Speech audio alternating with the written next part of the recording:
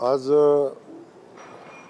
ज्ञानोबारायाच्या आणि तुकोबारायाच्या आणि सगळ्या पालखी सोहळ्याच्या नियोजनासंदर्भातली बैठक आज या ठिकाणी झाली आणि तिन्ही पालख्यांचा पालखी मार्गावरचं जे नियोजन आहे, प्रत्येक पालखी तळावरचं नियोजन असेल, मुक्कामाच्या ठिकाणचं असेल किंवा पंढरपूर शहरातमध्ये पालखी सोहळा गेल्यानंतर आषाढी वारीच्या येणाऱ्या वारकऱ्यांच्या सोयीसुविधा संदर्भात असेल, या सगळ्या संदर्भात आज सविस्तर अशी चर्चा झाली। पाठीमागच्या वर्षी खूप सुंदर असा पालखी सोहळा प्रशासनानं आणि शासनानं पार पाडला। तो सोहळा झाल्यानंतर ज्या ज्या अडचणी किंवा आलेल्या होत्या त्या सगळ्या अडचणीवर मार्ग काढण्यासंदर्भातही आज चर्चा झाली। त्यामुळे बऱ्याच ठिकाणी पालखी तळाचा विषय होता, त्या ठिकाणी येणाऱ्या पर्यायी मार्गासंदर्भातला विषय होता, तेही बऱ्यापैकी आपण सगळ्या मार्गांना मंजुरी दिलेली आहे।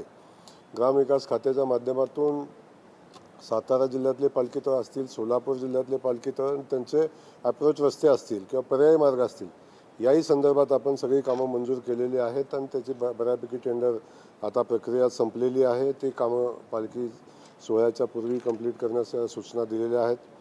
पोलीस विभागानं ज्या ज्या सोयी सुविधा किंवा ज्या काळजी घेणं आवश्यक आहे त्याही सूचना या निमित्तानं दिलेल्या आहेत। मला वाटते पालखी सोहळ्याच्या अनुषंगानं ज्या ज्या सुविधा वारकऱ्यांना देता येतील, म्हणजे पावसाचा कालखंड असेल तो, तेव्हा आम्ही वॉटरप्रूफ मंडप असतील, त्या ठिकाणी जर्मन हँगर आम्ही नव्यानं करतोय, त्या ठिकाणच्या सुविधा असतील, मेडिकल ऑन व्हील आम्ही नव्यानं चालू केलेलं आहे की अख्खी वारी जेव्हा चालू असेल तेव्हा ज्या वारकऱ्यांना ज्या औषधाची मेडिसिनची आवश्यकता भासेल ती त्यांना उपलब्ध होतील ते असेल। खास करून पाठीमागच्या वर्षापासून आम्ही शौचालयासोबत महिलांसाठी स्नानगृहाची व्यवस्थापन केलेली आहे। यावर्षी ती संख्या आपण वाढवतोय, त्याही संदर्भातली चर्चा झाली आणि ज्या ज्या अडचणी पालखीच्या विश्वस्तांनी मांडलेल्या होत्या त्या सगळ्या अडचणीवर मार्ग काढण्याच्या सूचना या निमित्तानं आम्ही दिलेल्या आहेत।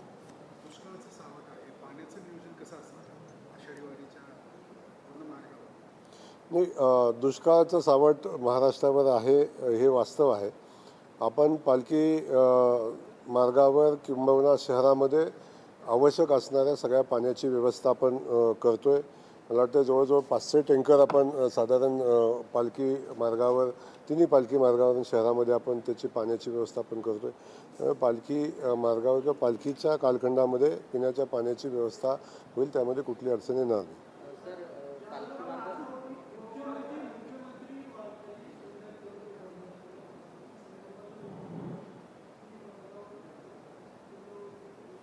नाही, मागच्या वर्षी ती कल्पना आपण पुढे आणली होती। मुख्यमंत्री वारकरी सेवा केंद्र, म्हणजे याचा जर्मन हँगर आपण जे उभे करतो, जे वारकरी दिंडीसोबत जातात चालतात त्यांची कुठंतरी राहायची व्यवस्था असते, परंतु जे वारकरीची व्यवस्था नसते, असे लाखो वारकरी या पालखी सोहळ्यामध्ये सहभागी होतात।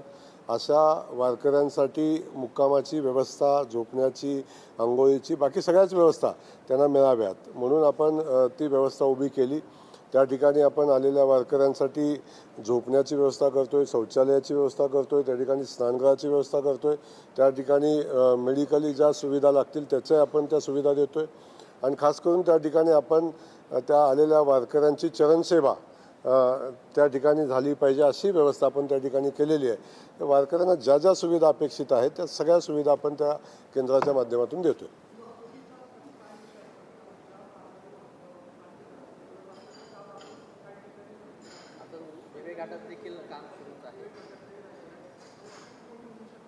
नाही, ज्या ज्या ठिकाणी अशी कामं चालू आहेत त्या ठिकाणी कामं संपवण्याच्या सूचना दिलेल्या आहेत।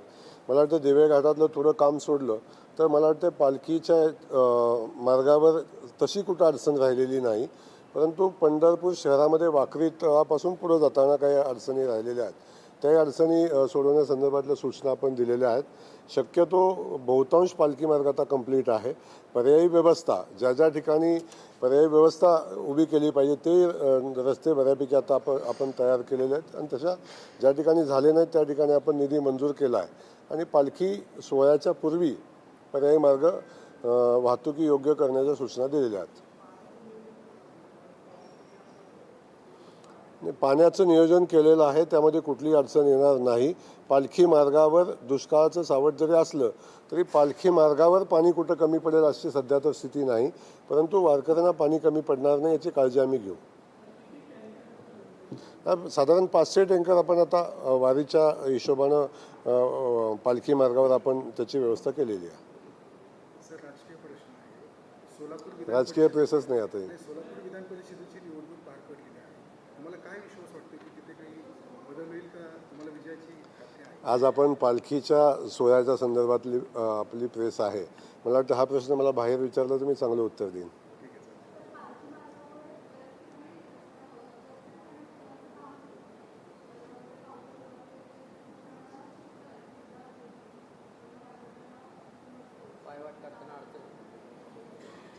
नाही, अशी परिस्थिती यावेळी निर्माण होणार नाही. असे सगळे मार्ग जे आहेत ज्या ठिकाणी वारकऱ्यांना अडचण येते असे सगळे आपण मार्ग शोधून त्या रस्त्यांची व्यवस्था आपण केलेली आहे. त्यासाठी निधीची तरतूद केलेली आहे. त्याचं टेंडरही झालेलं आहे आणि ते सगळ्या ठिकाणं आहेत ते पालखी जाण्यापूर्वी त्या ठिकाणी त्या सगळ्या व्यवस्था उभ्या राहतील. टोल माफीचा एक निर्णय आपल्याकडे नेहमी घेतला जातो, तर वारीच्या दरम्यान टोल माफीचा काही निर्णय झाला? वारीच्या दरम्यान टोल माफी असतेच, परंतु आता विश्वस्तांनी मागणी केलेली आहे की वारी जेव्हा परत जाते तेव्हाही आम्हाला टोल माफी दिली पाहिजे. माननीय मुख्यमंत्री मोदी यांशी या संदर्भात आम्ही बोलून तो निर्णय आम्ही करू. यावर्षी सुद्धा टोल माफी होय मिळेल. आणि खास करून आषाढी वारी पाठीमागच्या वर्षी आपण ज्या पद्धतीनं पार पाडली की सामान्य वारकरी पाठीमागच्या वर्षी समाधानी होता. पंढरपूर शहरामध्ये जे वाळवंट आहे तिथली स्वच्छता असेल, शहरातली स्वच्छता असेल, आपण पाहिलं असेल की पंढरपूरमध्ये साथीचे रोग येण्याची कायम परंपरा होती. मागच्या वर्षी एवढी चांगली व्यवस्था आणि स्वच्छता आम्ही ठेवलेली होती की एकही साथीचा रोग कुठला आला नाही किंवा एकाही माणसाला विस्थापित व्हावं लागलं नाही. अशा व्यवस्था आम्ही उभ्या केलेल्या होत्या. खास करून वारकऱ्यांना दर्शन वेळेत झालं पाहिजे म्हणून दर्शन रांगेमध्ये आम्ही खूप चांगल्या सुविधा आपण देतोय. त्याचसोबत आपण VIP दर्शन याच्यामध्ये आपण बंद करतोय. वारीच्या कालखंडामध्ये VIP दर्शन आपण बंद करतोय की जेणेकरून पूर्वी VIP दर्शन चालू असताना वारकऱ्यांना दर्शन घेताना 7-7, 8-8, 10-10, 12-12 तास वाट बघायला लागायची. पाठीमागच्या वर्षी आम्ही जो निर्णय घेतला VIP दर्शन बंद करण्याचा, त्यातून वारकऱ्यांचे किमान 4 तास, 4.5, 5 तास वाचले आणि वारकरी 3-4 तासामध्ये दर्शन घेऊन बाहेर पडत होता. त्यामुळे चालू वर्षी आम्ही नो व्हेकल झोन आणि नो VIP दर्शन ही चालू वर्षी पण आपण ही व्यवस्था करणार आहे. हे ते प्रत्येक वर्षी असतं, त्यासाठी वेगळं काय करण्याची आवश्यकता भासत नाही. प्रशासन गतवर्षीप्रमाणे याही वर्षी त्याची व्यवस्था करेल. मागच्या वर्षी तुम्ही जे काही नियोजन जे आहे पालखी मार्गाचं केलं होतं त्यातून बऱ्याच वारकऱ्यांना दिलासा मिळाला होता, त्यांचा चांगला प्रतिसाद होता. यावर्षी आणखी दिलासा मिळण्यासाठी काही विशेष किंवा त्याला मोठं प्रारूप देण्यात आलेलं आहे? बिलकुल. पाठीमागच्या वर्षी आपण ज्या सुविधा दिल्या होत्या त्याच्यामध्ये यावर्षी आपण खूप चांगली वाढ करतोय आणि खास करून वारकऱ्यांच्यासाठी राहण्याची सुविधा, स्नानगृहाची सुविधा, बाकीच्या ज्या सुविधा, मोबाईल चार्जिंग व्हॅनपासून अगदी मेडिसिनची व्यवस्था यावर्षी आपण खूप चांगल्या पद्धतीने देतोय. आणि मागच्या वर्षी जे आपण मुख्यमंत्री वारकरी सेवा केंद्र केली होती त्याच्यामध्ये खूप मोठ्या संख्येनं वाढ करतोय. तर मागच्या वर्षी साधारण जो 7 लाख स्क्वेअर फुटाचा विषय होता मागच्या वर्षी, तो आता जवळजवळ 12 लाख स्क्वेअर फुटाच्या आसपास आपण यावर्षी मुख्यमंत्री सेवा केंद्राची व्यवस्थापन करतो. सर, आपल्यासोबत अशा काही सामाजिक संघटना किंवा संस्था जोडले गेलेले आहेत का की जिथून वारीच्या वाटेवरती वारी गेल्यानंतर ज्या गावामध्ये ती वारी स्थायिक असते तिथे जे अस्वच्छता जी तयार होते ती नंतर स्वच्छ करण्यासाठी ती संस्था पुढे एकवटते? नाही, आपण बघितलं असेल की अनेक संस्था वारीमध्ये स्वयंस्फूर्तीनं काम करतात. त्यासाठी त्यांना कोणी सांगायची आवश्यकता भासत नाही. मी त्या सगळ्या संघटना, संस्था आणि जे लोक आहेत त्यांना मनापासून धन्यवाद देईन की प्रत्येकाला वारकऱ्यांची सेवा करायची असते, त्या हिशोबाने ते काम करत असतात. आम्ही पण प्रशासनाच्या वतीनं यावर्षी म्हणजे पाठीमागच्या वर्षापासून त्याच्या अगोदरपासून होते, निर्मळ वारीची संकल्पना आता त्याच्या अगोदरची आहे. तर आम्ही एक वेगळी व्यवस्था उभी केलेली आहे. पंढरपूर शहरासाठी वारीच्या कालखंडामध्ये स्वच्छतेसाठी आम्ही वेगळी व्यवस्था उभी केलेली आहे. त्याचं वेगळं टेंडर झालं आहे आणि वारीच्या सोबत आम्ही स्वच्छता कर्मचाऱ्याची नियुक्ती आम्ही करतो आहे. आमची व्यवस्था ती पण आम्ही व्यवस्था करतो आहे की वारी ज्या दिवशी तिथून पुढं जाईल दुसऱ्या दिवशी तो सगळा परिसर स्वच्छ असेल. त्यामुळे कुठेही साथीचा रोग येणार नाही, बाकी कुठल्या अडचण येणार नाही अशी व्यवस्था आपण यावर्षी पाठीमागच्या वर्षीपासून केली, त्याच्या अगोदरपासून पण चालू आहे. पण याच्यामध्ये खूप मोठ्या प्रमाणावर आपण ती व्यवस्था उभी केली. मागच्या वर्षी आपण पाहिलं असेल, वारी पुढं गेल्यानंतर साधारण 7 ते 8 तासामध्ये तो सगळा परिसर आपण स्वच्छ केलेला होता. याही वर्षी तशीच व्यवस्था आपण करू.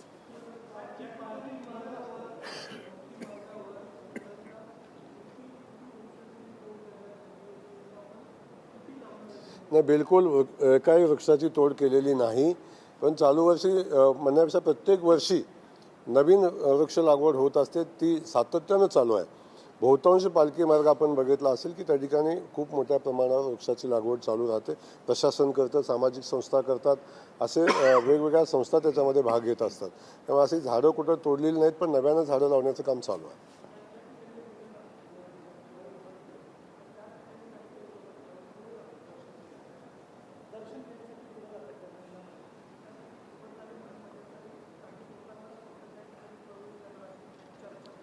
नाही, ज्या परंपरा चालू आहेत, आजपर्यंत ज्या पद्धतीनं वारी चालू राहते त्या परंपरेला कुठेही धक्का लावला जाणार नाही.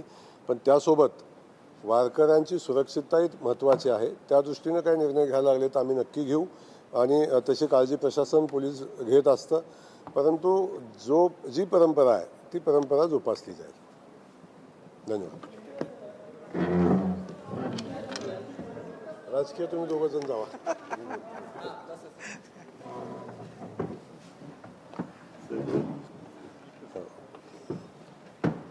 सोलापूर विधान परिषदेची निवडणूक मतदान झालेलं आहे. काय त्या संदर्भात रणनीती होती आणि विजयाची खात्री आहे? सोलापूर विधान परिषदेत विजयाची खात्री आहे? सोलापूरच्या विधान परिषदेची निवडणूक आता झालेली आहे. निकालाला आणखीन 2 दिवस आहेत. परंतु सोलापूरच्या स्थानिक स्वराज्य संस्थेचा आमचा जो उमेदवार आहे भारतीय जनता पक्ष आणि महायुतीचा आदरणीय राजेंद्र राऊत हे खूप मोठ्या फरकानं निवडून येतील. फक्त ते आमचेच उमेदवार नाही, ते सर्वपक्षीय उमेदवार म्हणून पुढे आले. मला वाटतं बहुसंख्य लोकांनी त्यांना पाठिंबा दिलेला आहे. त्यामुळं ना भूतो न भविष्यती अशा पद्धतीचं लीड आदरणीय राजेंद्र राऊत यांना मिळेल आणि ते खूप मोठ्या फरकाने निवडून येतील.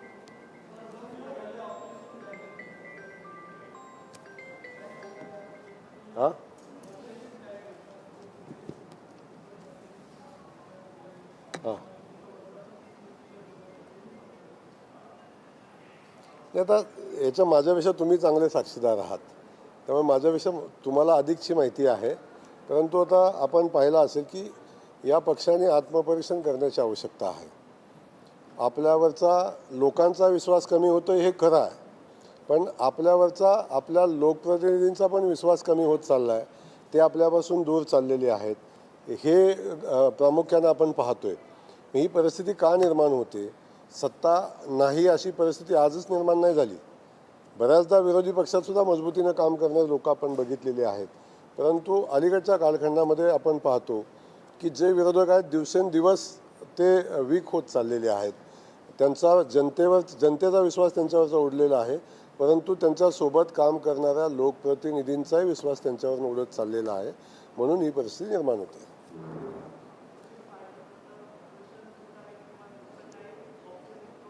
काय काय काय काय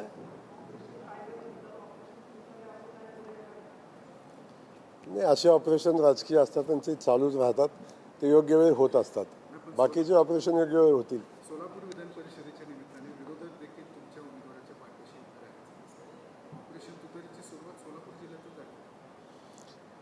भारतीय जनता पक्षाचे नेते सन्माननीय मुख्यमंत्री देवेंद्रजींच्यावर लोकांचा विश्वास आहे. त्याचसोबत विरोधी पक्षातल्या आमदारांचाही विश्वास आहे. आणि आपल्या भागात किंवा आपल्या जिल्ह्याला, आपल्या मतदारसंघाला, आपल्या महाराष्ट्राला न्याय कोण देऊ शकतं? तर आदरणीय देवेंद्रजी देऊ शकतात. या भावना सगळ्या लोकप्रतिनिधींच्या झालेल्या आहेत. त्यामुळे ते सगळे मनापासून आमच्याकडे आहेत. आम्ही कुठलं ऑपरेशन नाही राबवत. ऑपरेशन विकास आम्ही राबवत असतो. आम्ही विकासाचं काम जेव्हा करत असतो तेव्हा लोकांच्या भावना किंवा लोकप्रतिनिधींचा विश्वास आपोआप बसत असतो. त्यामुळं आपापल्या मतदारसंघामध्ये विकास काम झालं पाहिजे हे प्रत्येक लोकप्रतिनिधीला वाटत असतं आणि ते कुणाकडून होईल तर ते आदरणीय देवेंद्रजींच्या नेतृत्वाखालच्या सरकारकडून होईल या भावना त्यांच्या आहेत म्हणून ते सोबत येतात. मोहिते पाटलांनी एक स्टेटस ठेवलं होतं, हर हर महादेव आणि भगवा रंग होता. कुठेतरी त्यांचाही पक्ष सोडण्याचा विचार आहे किंवा ते तुमच्या संपर्कात आहेत? आता कोणी काय स्टेटस ठेवा हा त्यांचा व्यक्तिगत प्रश्न आहे, परंतु अनेक लोकांना शंभू महादेवाची आठवण झाली याचा आनंद आहे. ज्या लोकांना आजपर्यंत या सगळ्या गोष्टीपासून दूर राहायला आवडत होतं, आता त्या हिंदुत्वाच्या जवळ यायला ह्यांना आवडायला लागले. शंभू महादेवाची आठवण यायला लागले, पंढरीच्या विठुरायाची आठवण यायला लागली. हे काही कमी नाही आहे, हे आमचं यश आहे. सर, ठाकरे सेने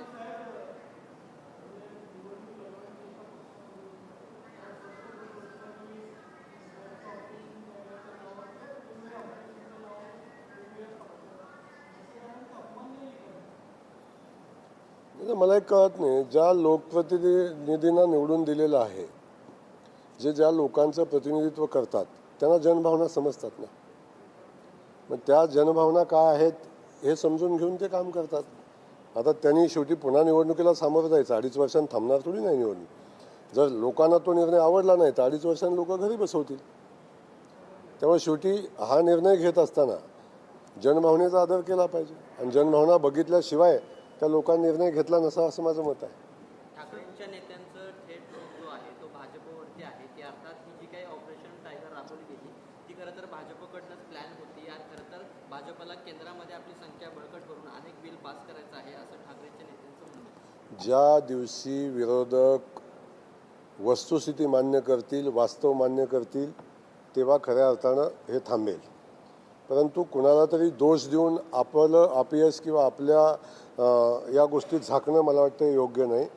आत्मपरीक्षण केलं पाहिजे की 6 खासदार किंवा एवढ्या मोठ्या संख्येने आमदार आपल्याला सोडून का जात आहेत, का गेले, याचं आत्मपरीक्षण केलं पाहिजे.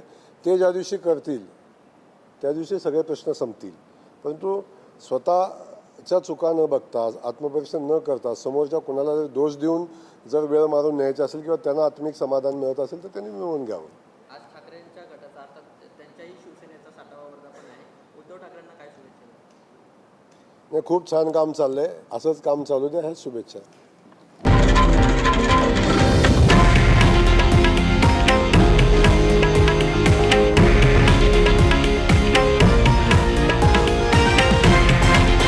हे आहे देशातील नंबर 1 न्यूज नेटवर्क आणि आपण पाहत आहात TV9 मराठी, एकमेव.